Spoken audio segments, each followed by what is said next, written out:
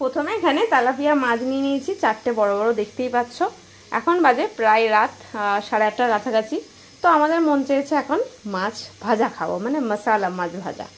তো এক সাইডে মশালা আলু হচ্ছে, এই যে দেখতে পাচ্ছ, আর এদিকে প্রিপারেশন নেওয়া হচ্ছে মাছের। তো মা প্রথমেই মাছগুলো কাটতে শুরু করে দিয়েছে, এরপর ম্যারিনেট করব। তো চলো প্রথমে মাছগুলো কেটে নেওয়া যাক। তো প্রথমে এখানে গুঁড়ো মশলা দিয়ে দিচ্ছি, দিয়ে দেবো হচ্ছে গিয়ে ধনে গুঁড়ো, এরপর দিয়ে দেবো জিরের গুঁড়ো, এরপর দিয়ে দিচ্ছি শুকনো মরিচের গুঁড়ো,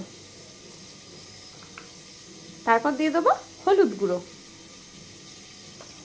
তারপর এখানে আদা রসুন আর হচ্ছে কাঁচা লঙ্কার পেস্টটা আমি আগে থাকতে করে রেখেছিলাম, সেই পেস্ট দিয়ে দেবো এর মধ্যে।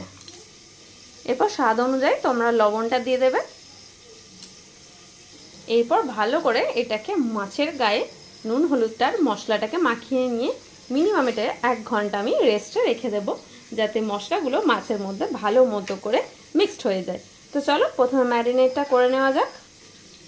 এবার এটা ঢাকা দিয়ে আমি 1 ঘন্টা ম্যারিনেটের জন্য রেখে দেবো। তো 1 ঘন্টা পর চলো ফিরে আসছি।